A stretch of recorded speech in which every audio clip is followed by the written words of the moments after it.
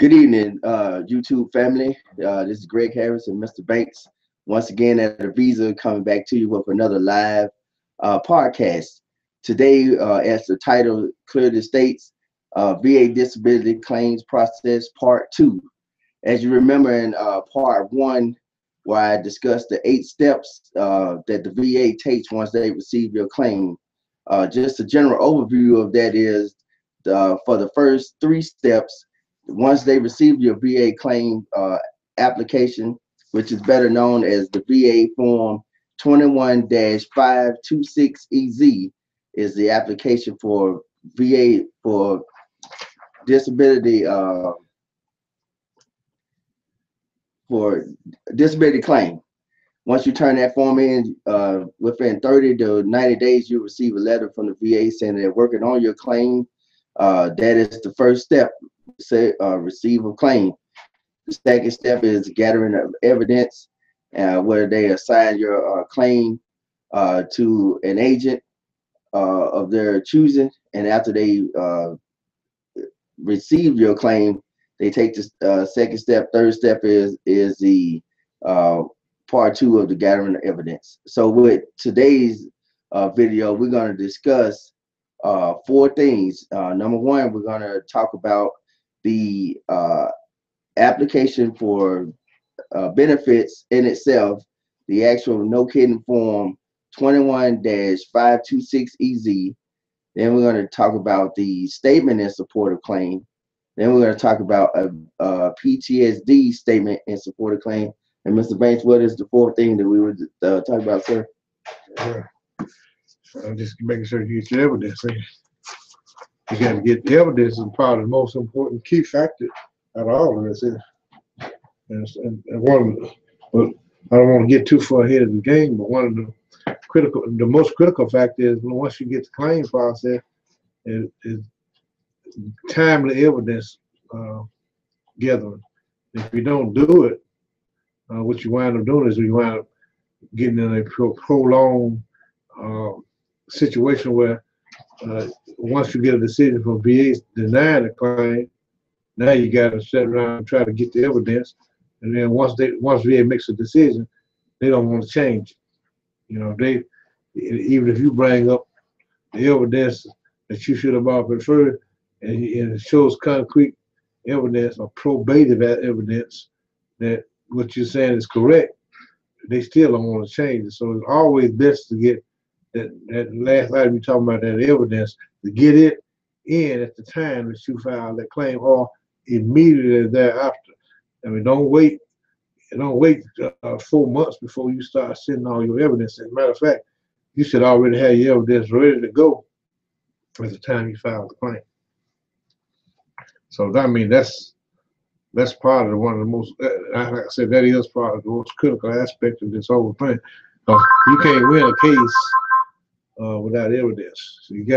So as the rule says in 35 CFR, Code of Federal Regulations, you must be able to articulate and show evidence. That's what they call probative evidence. That means evidence that's able to stand the test, that is factual, that it can be proven by the records that you have, and not just by word of mouth. So it's got to be, and that works both ways. You know, for instance, if you get a decision from the Department of Veterans Affairs explaining that your claim has been denied because they just denied it, that's not good enough. They need to exemplify or explain why they denied that claim in detail. And most times, what we do as veterans, most what they do is just say, okay, I don't understand what they're saying. And that's why you find a lot of claims that are laid to the side. And then when that 1 year passed for you to respond on a notice of disagreement, now you got to file a new claim, you got to go through new and material evidence and all this kind of stuff. So it's better to have all your evidence from the beginning. And that's where it is incumbent for that VSO to sit down with you and not to perform a rush job. The VA claim process on our end as VSOs takes a substantial amount of time. So when you come in to file a claim for disability, i.e. the 21-526EZ, be prepared to stay for not all day, but to take the time that's necessary to get that form filled out in its entirety, and if there's any evidence to be submitted to go along with it as well. And sometimes it may take all day, just depending on the nature of your claim. It also depends upon what evidence you brought to the table. I mean, you can't walk in and say, I want to file a claim for X, Y, and Z, and with no data. Some people walk in and don't even have a DD-214. And so it's critical that you always keep a DD-214 with you.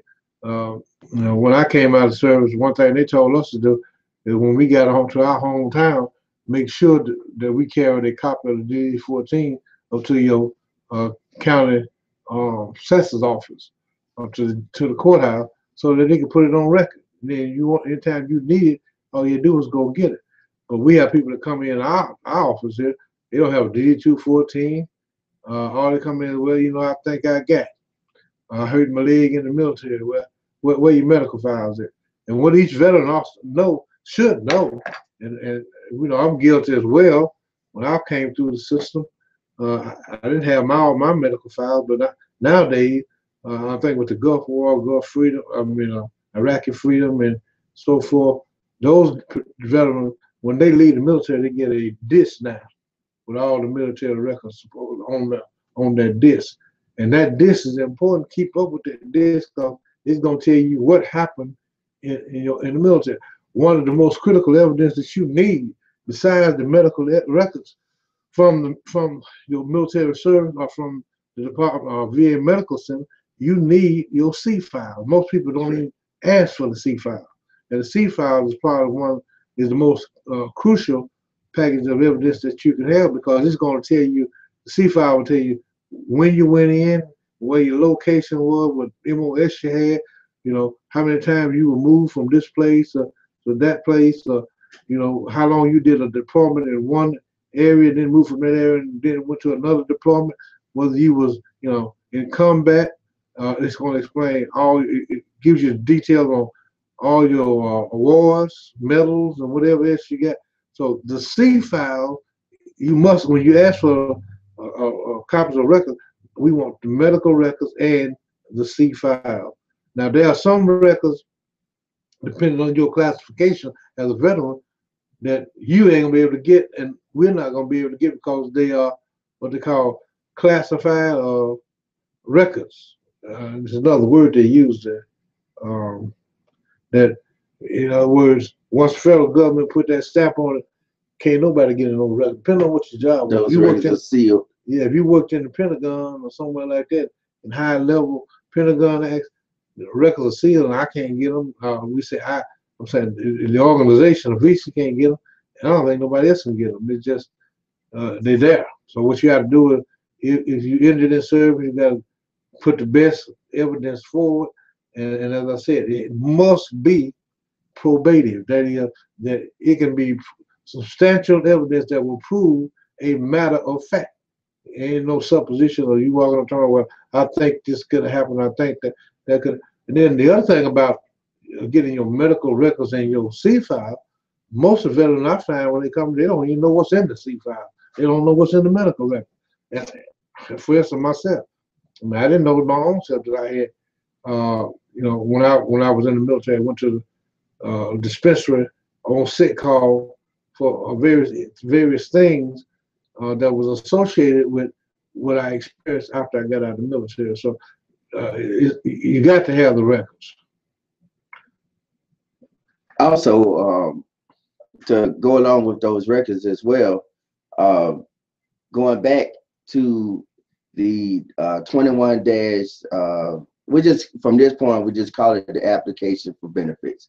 Going back to the application of benefits, there's a spot on there that's very important for your medical that talks about dates. Those dates that it talk about are for any type of medical treatment that you've been to.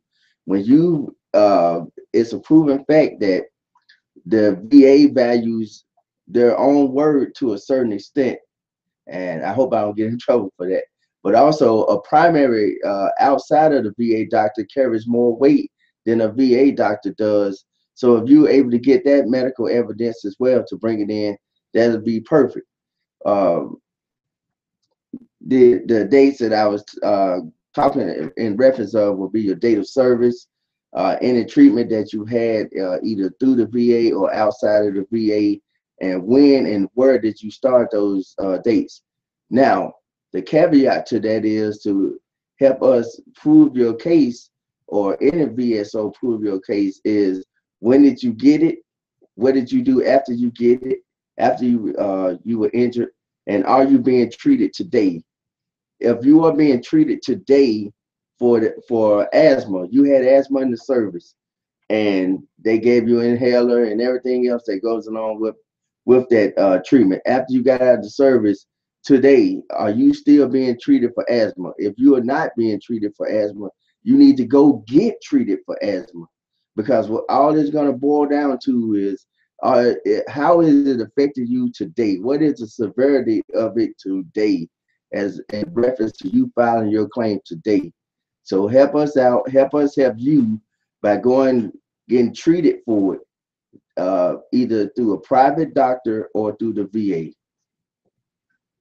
Well, yeah. And then the other thing, there's another thing we have to also look at. Now, one thing you said about there is no, let's clear this up, because there is no contest between a private physician and a let's say VA physician.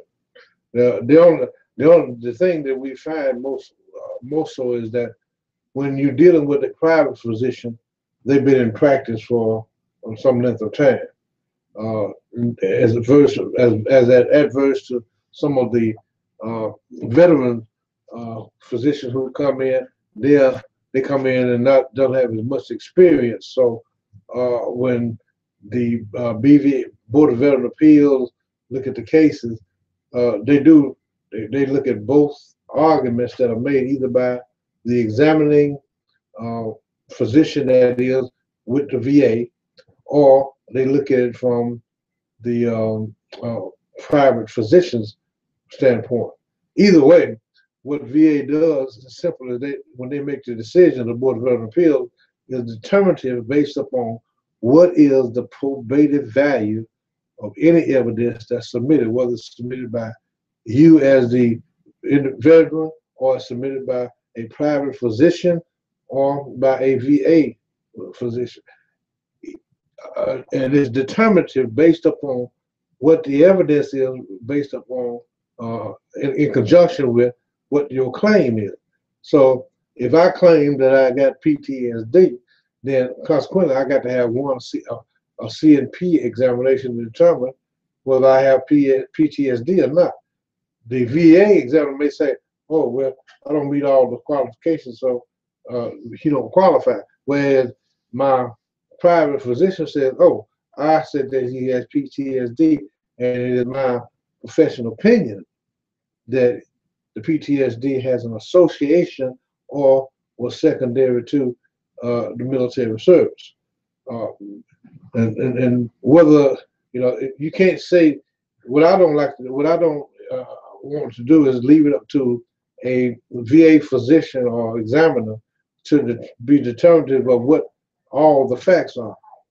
Matter of fact, if I find, and when I go through the record and find that there are facts as far as cases that are being resolved based on issues like sleep apnea versus post-traumatic stress disorder, anyone that has sleep disorder generally has some associated post-traumatic stress disorder. And that's just the way it is, and that's what the medical profession, not VA, the private medical profession for which they rely upon, has said that PTSD and I'm trying to thought that PTSD and the sleep apnea all have a nexus there. That if you got PTSD, normally 9 times out of 10 you're going to wind up with Sleep apnea. sleep apnea. So, so we have to, you as the veteran have to, you got to do research, and you got to search these medical terms, terminologies, and you got to look up the record. And one of the things that I found that veterans do, and we got to as veterans do a better job of, and that is procuring evidence. That is getting the evidence that you need to prove your case.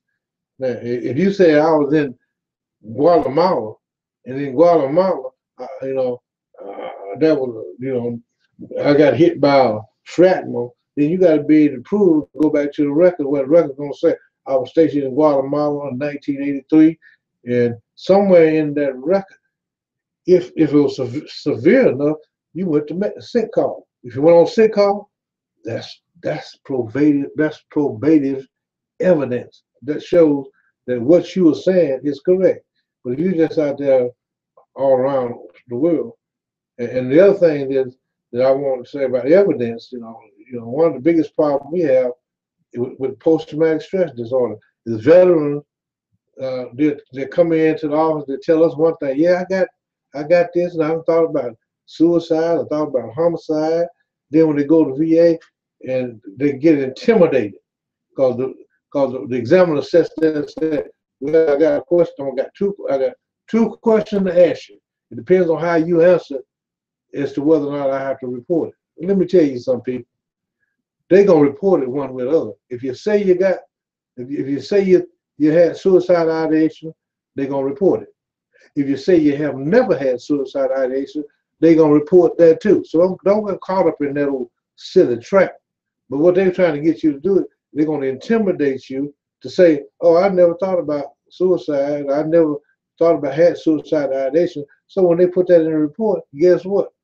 1/10 or maybe 2/3 or let's say 1/2 of your argument that you got post-traumatic stress disorder or major depression just went out the window, because one of the premises that they use for post-traumatic stress disorder, two of the premises is whether you had suicide ideation or whether you have some homicide ideation. Now there's a difference between suicide ideations and suicidal attempt. Okay, suicide ideation simply means at some point I thought about it.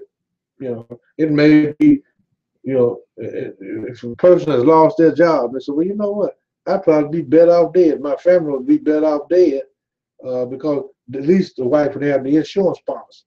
Right now, out of work, you ain't got nothing. The insurance policy makes a heck of a difference. But that's just an ideation. Now, the other end of it is, if you got a gun and put it to your head and thought it and was almost in the process, now you beyond the ideation, you in the actual performance of an intent.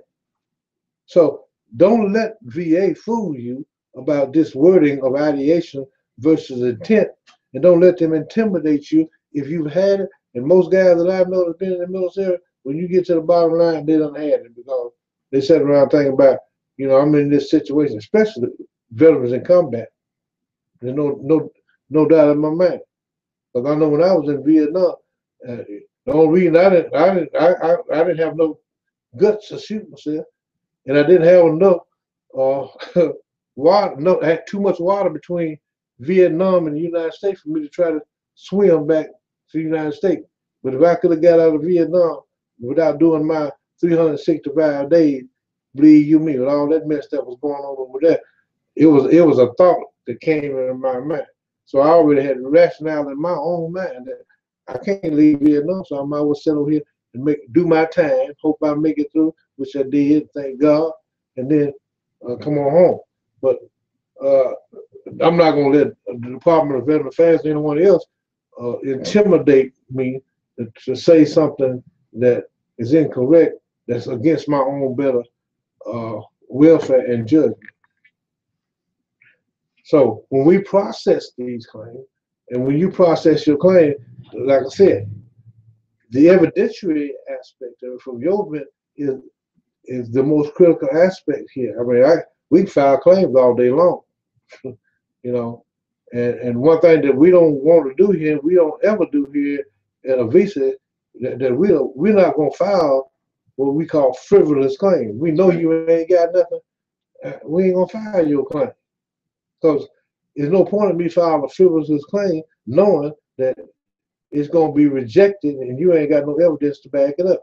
If there's a reasonable proximity that you got evidence to support what you were saying, and one thing that we know for sure that works, if you go to that VA medical record and you go to that C file, in all probability, you're going to find a connection between what your claim disability is or disease as it relates to your military service.